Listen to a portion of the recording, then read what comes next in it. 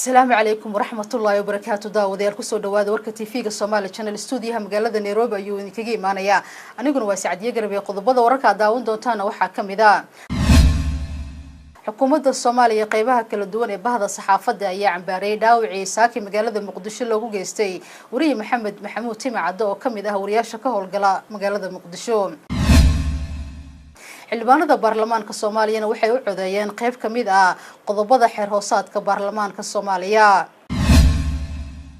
wafdi ka socda midowga Yurub iyo midowga Afrika ayaa gaaray magaalada Kismaayo xarunta gobolka Jubbada Hoose iyagoo halka kulamo kula yeeshay mas'uuliyiinta maamulka Jubba.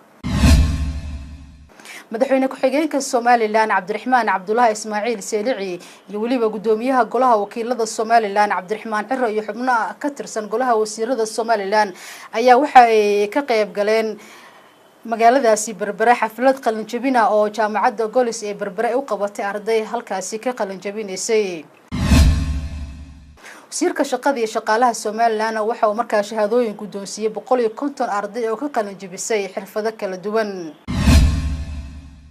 ciidamada ammaanka ee magaalada Boosaaso waxay soo bandhigeen dhalinyaro la sheegay inay shalay dhac ka geysteen suuqa dahabka ee magaalada Boosaaso.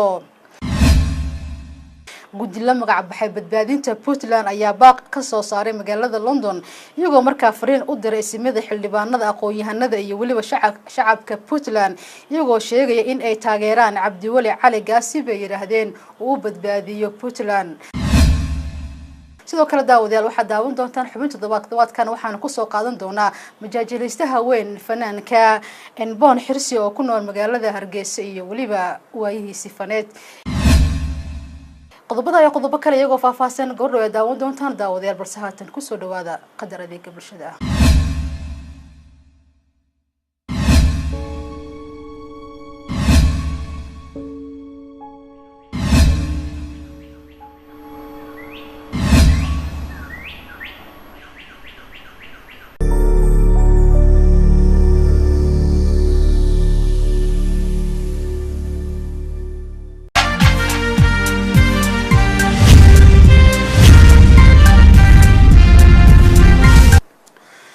السلام عليكم ورحمة الله وبركاته. داوديال كسو دواد وركة تيفيق الصومالي channel studio مقالة نيروبي أيو نكيجي مانيا أنا قلنا واسعد يقرب يقضبضة وركة داون دونتانا وحاكم ذا حكومة الصومالية قيبها كل الدول بهذا الصحافة أي عمباري داوعي ساكي مقالة المقدسة اللي جيستي وري محمود تيمع عدو كم ذا ورياشة كهول قلا مقالة المقدسة